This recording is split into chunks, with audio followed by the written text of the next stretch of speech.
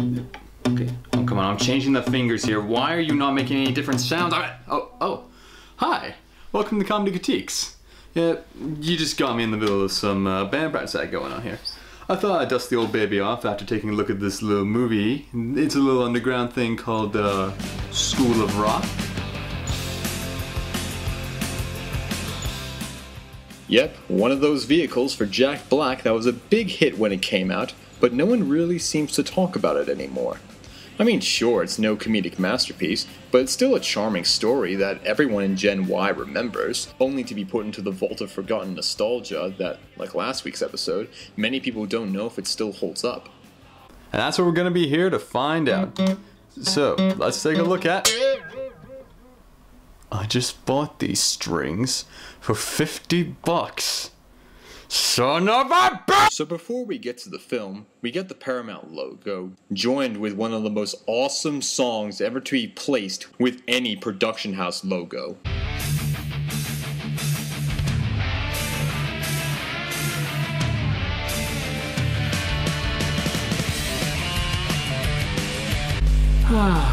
It's the simple things in life that make me smile. Okay, so I'm planning on summarizing the plot really quickly so we can get to talking about the good stuff. Jack Black plays Dewey, an eccentric, passionate, and wild guitarist whose only ambition is to play rock with his band. But sadly, real life gives him a harsh kick up the ass when he has to pay rent that he's been neglecting for months. Or else his roommate, Ned, played by Mike White, is going to kick him out. And Ned's girlfriend, played by Sarah Silverman, emphasizes this point for him. Daddy, come on, I'm on this. Oh, you're on this? You're on this? He's walking all over you. What a catch. He plans to win the money in the Battle of the Band, but that blows up in his face when his own band kick him out for having enough of his antics. So in an act of desperation, he poses as his roommate, who works as a substitute teacher, so he can make some easy money by watching over a class of kids in one of the most prestige elementary schools. He then finds out that the kids are really talented musicians and decides to form a band with them. In that time, he teaches them to appreciate metal and classic rock, while also making a positive impact on their lives, and vice versa.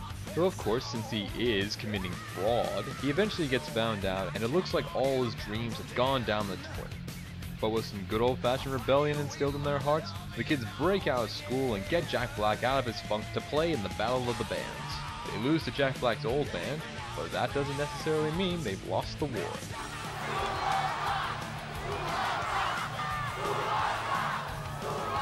The audience demands an encore, making Jack Black's dream of people respecting the music he loves to become a reality. And the film ends with him finding his calling by continuing to teach the kids to play rock. Okay, so let's get down to the big question here. Does the film still hold up? Because I can guarantee that there's a lot of people that haven't seen this movie in years. And when you look back on it again, logic really seems to be the big killjoy here. When you really think about it, no matter how goofy he acts, Jack Black is still committing a federal crime that he doesn't even get jail time for. How he managed that, I have no idea. Even in the beginning, he's egotistical, argumentative, bullheaded, and just downright obnoxious. Could you get her out of here, please? Why? Why her? Good, because I need the money. That's terrific. But who are you, babe? This is my apartment, babe. So don't waste your time trying to make anything cool or pure or awesome, because the man's just gonna call you a fat, washed-up loser and crush your soul. Okay, yes, you can be in my band, but Ned, no power plays, man. Well, that's a mistake. And you're gonna be a funny little footnote on my epic ass. No, Hendrix played this guitar. I've got vision up the butt, so just go with it. Read between the lines, Theo. You've been focused so hard on making it, you forgot about one little thing. It's called the music. Read between the lines. So do yourselves a favor and just give up. I think the main reason why you do like Jack Black so much in the movie is just because it's all down to his performance. This part was made for Jack Black. You could get Christian Bale, Leonardo DiCaprio, or any other character actor to play the part, and they still would not have the energy and passion that Jack Black admits. Nothing he says ever feels like an act. He's perpetually passionate about everything he says.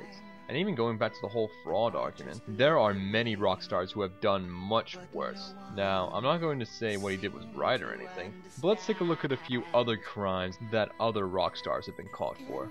Drink driving, owning child pornography, domestic abuse, possession of drugs, murder, and my personal favorite, burning down a church. So yeah, I'd say that what he did was pretty mild in comparison. I mean, hell, he offers to turn himself in as soon as he plays the show. One day. That's all I ask, Ned. And then I will come clean. I'll tell everyone it was my fault. He had nothing to do with it. You'll be fine one day. I'm probably just making up excuses for the guy, simply because if this were in real life, he wouldn't even make it past the first phone interview.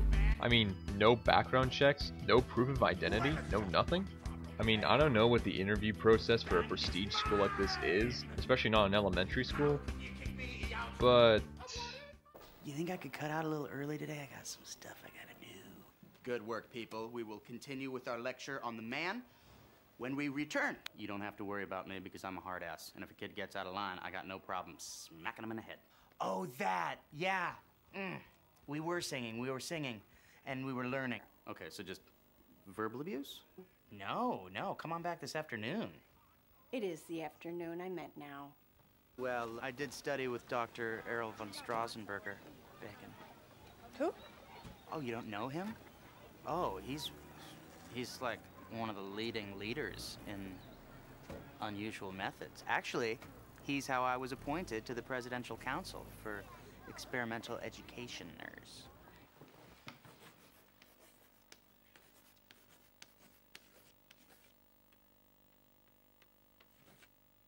You know what? Why don't you all just call me Mr. S? Yeah, be glad that the real Ned doesn't work in espionage. Is all I'm saying. But what about the comedy? Is the film still funny? Well, honestly, it's kind of a mixed bag. Yeah. If only I had an audience to boo at me. There's a lot of quotable lines and great characters that do make the film amusing and memorable. I mean, the parts with the principal played by Joan Cusack just cracked me up. I've just been informed that all of your children are missing.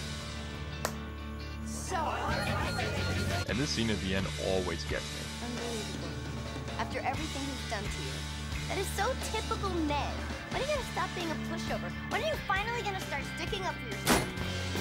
But there are a lot of jokes in the film that don't hit bullseye. Most of the comedy consists of Jack Black just hamming it up in his own way, and you'll either like that or you don't, depending on how you find his sense of humor. What's up with the stiffness, man? You're looking a little robotronic. Okay, let's grease up the hinges and listen. Loosey-goosey. Loosey-goosey. See what I mean? It's not a straight train of laughter all the way through. The film does have a certain level of popularity, so it's not like it's completely unheard of. But still, not a whole lot of people talk about it to make it an extremely popular comedy, like say Spinal Tap or something like that. Or hell, even Tenacious D. But there is one thing that keeps the movie from being mediocre, and that's just simply being charming. What it lacks in jokes it makes up for in just being an enjoyable ride. The scenes where Jack Black is with the kids are really the highlight of the film. Because you don't see a performance, you see Jack Black teaching these kids how to play music and helping them with their own problems. People in bands are cool. I'm not cool. Dude, you are cool. What do you play? Why do you say you're not cool? Nobody ever talks to me. Well, those days are over, buddy. Because you could be the ugliest sad sack on the planet, but if you're in a rockin' band, you're the cat's pajamas, man. You're the bee's knees. Bee's knees? Yeah, the bee's knees. You're gonna be the most popular guy in school, trust me. Okay, I'll do it. Now listen, this is a big commitment now. You don't just say yes if you're gonna flake out later. I will. Larry, welcome to my world.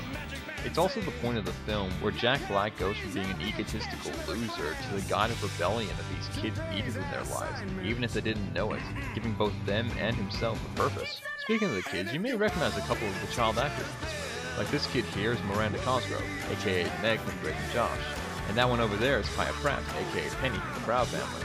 And in terms of acting, some of the kids are pretty charismatic. For example, I really like this kid who looks like an American Draco Malfoy, which I can't be the only one who sees the resemblance.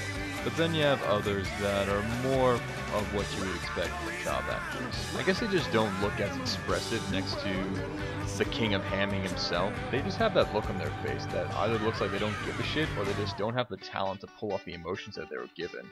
It's actually kind of amusing when you see it. Alright, the last thing I want to talk about is the music, and that's another point where the film shines. In most films like this, the filmmakers normally put in popular songs just for the sake of appealing to a certain demographic, making it seem more like a business move than any other reason. Here, I never got that. The music fits because you can tell that everyone involved understands and values this genre wholeheartedly, succeeding in the difficult challenge of appealing to kids and adults. And if you still need more proof than that, I've got 3 simple words that I will rest my case with. They got Zeppelin.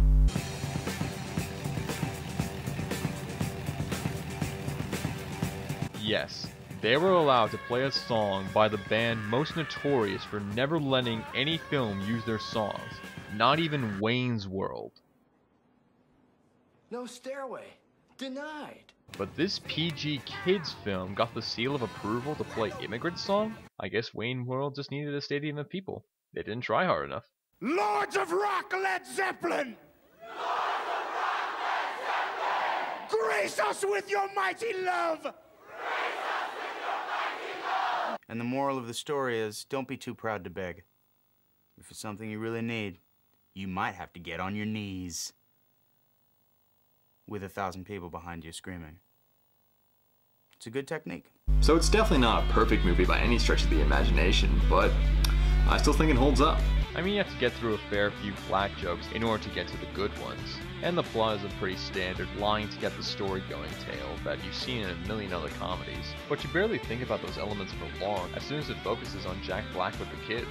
It's filler, sure, but it's entertaining filler, and enough to distract you from any flaws that would make any other comedy that didn't have these positive attributes going for them lackluster. So if you haven't seen this movie or haven't seen it since you were younger, I still recommend go seeing it. So let your inner rebel or rock lover take full control and let this movie give you a show that will take you back to the good old days.